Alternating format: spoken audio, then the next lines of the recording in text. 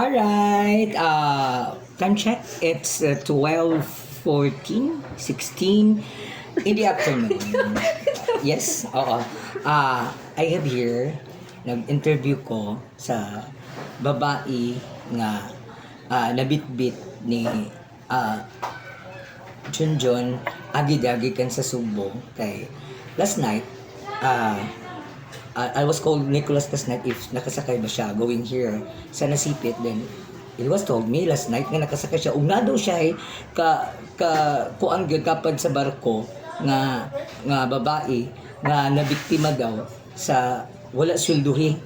Usa siya ka nanarbaho sa balay tama unya tigluto, and then I don't know what happened, wa siya naswelduhan og sa kabuan, then gihatod sa igsuon sa iyang amo unya supposedly this girl is going to Manila. I don't know what happened nga ang ticket is going to Nasipit, which kining bayhana wa jud ni katuod wa ni kalibutan unsay Nasipit or unsay whatever. Nakatuod ko. Nakatuod ka? Oh, nakatuod ko.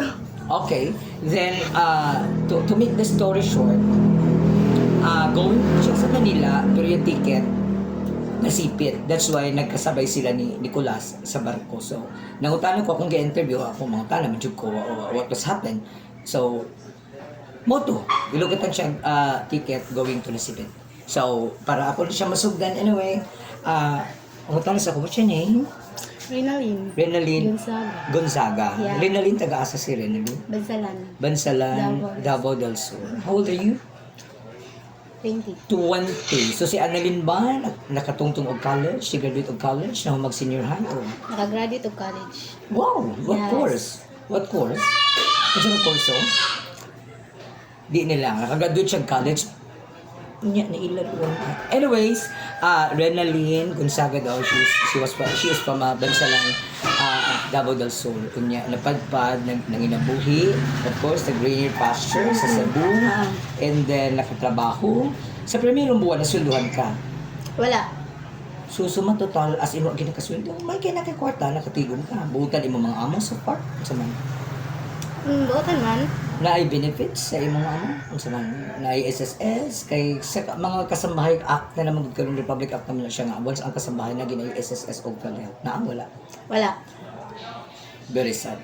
So nanarbaho ka kay ngano man ang pamilya unsa man nagdisod sa Bansalan or tama-tama lang Nanarbaho lang ko. explore. Oo. Unya syempre kay naamay kuan din nimo grado. So, explore, greener pasture, basta hindi ay maswertihan, tama. Pero dili swerte ang nakuha sa Cebu. Okay, kagay ko a little bit summary. Yung nangyari may violent, diba? There was something violence during working sa imong boss in Cebu or wala lang, slight lang, whatever. Slight lang. Slight lang. Walay physical abuse, walay physical kuan, wala po. Wala. Okay. So, why sa imong pagtrabaho sa Cebu, mapadud ba kang Manila? Naay ni contact nimo nga dito na lang ka sa Manila? Then what kind of work if ever mapadpad ka sa Manila? Unsa man? Nangunta ko gano'n ng trabaho. Tapos Then, Facebook. sa Facebook. Friendship o imong boyfriend, kana or ever na yung mga kuan unsa ba? dili. Mga friendship lang. Kaya nag-TikTok ka, basing na nag-PM, kaya nag-kuan ka, reels ka, basing na nag-PM, basing need ka og kuan. Nadyo siya. Na yung mga offer, nga unsa man klase nga trabaho po nag-offer. Ganang restaurant. Restaurant, waitress, manager, whatever, supervisor. Then, how come nga nasipit man ang gikuha nga ticket nimo to Manila? Dra ko na tingala kay gina man ako tong amo sa Exxon sa ko. Gisuon niya. Then gina na ako nga masakay lagi ko para para Manila. Then dito na ako nakahibalong nga pag sakay pa lang na ako sa barko, dito na ako kabalong sa ticket. Pagka na ako sa ticket na para butuan di ay. So wa kay idea nga ang butuan unya mo adto pag Manila unya ang pliti ka ko Pagtanong ko nga ko kalyong. Wala. Ano ko kalyong mani? napoy ko kalyong Manila siguro, naa. di ba? Wala man. Ay, ko kalyong Manila. Wala. To go naman ang Manila no. Mhm. Tapos Ito na ko natin nga, din gitawagan na ako ito so, kuhan, sabi, isang ka sa pangamon, sa badala. unya siya response. Wala siya imitan sa Wala na nito ba? Wala. Na. Alas pag ring sa cellphone, dili tubagon. So siguro hunahuna tugson sa imong amo nga maplaster na ni siya, bahalag na sipit lang pa dulong kay ang Manila lisod ka side ka sa Manila. Tanan pwede lisura, tanan ng mga kalitunon dito, hibaw ka sa Manila nga tanan everything dito wala ka discussions kinabuhi, di ka mabuhi dito yun na, di ba? So, Pero okay, makanama akong iyaan dito. okay, nakaiya.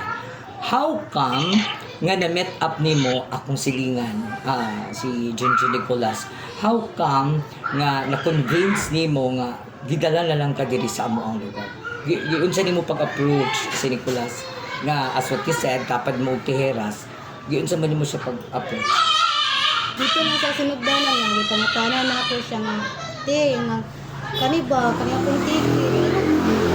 Ako ang amo nga, sa itin sa akong amo nga, sa badura nga, ginanon ako nga para Manila. Natingala, diri ako natingala para Butuan. Ito na shock ko siya. Alam ka nung isakay man ka nga para Manila man ka.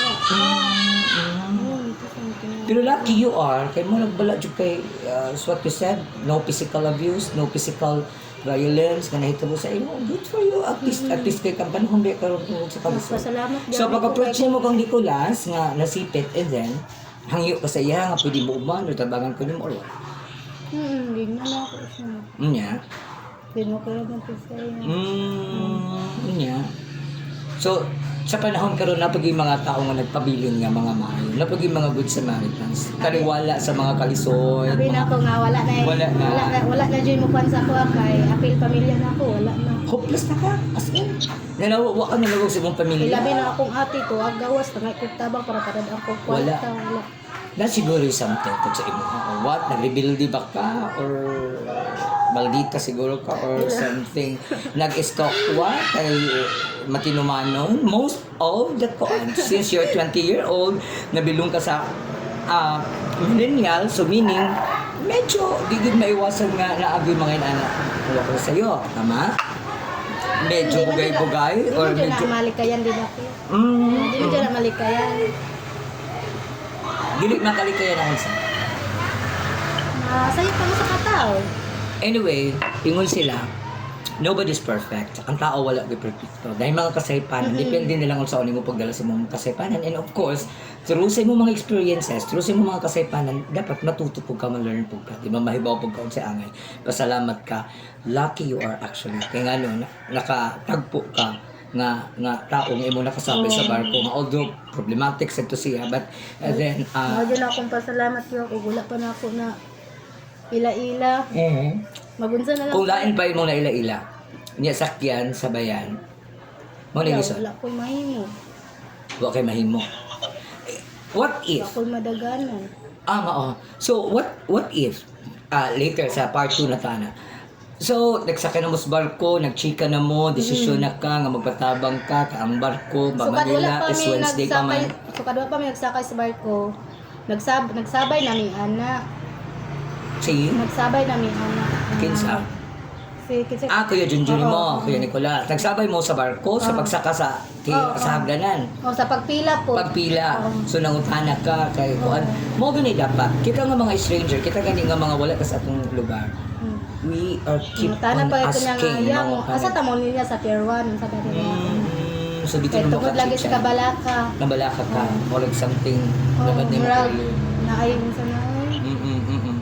Something ka ng murag kuan na gyud, di ba? So, we're here, na naka sa among place, then tomorrow night is your barko, and Airplane. airplane ka? Wow, sino sa mong flight? Dili to go?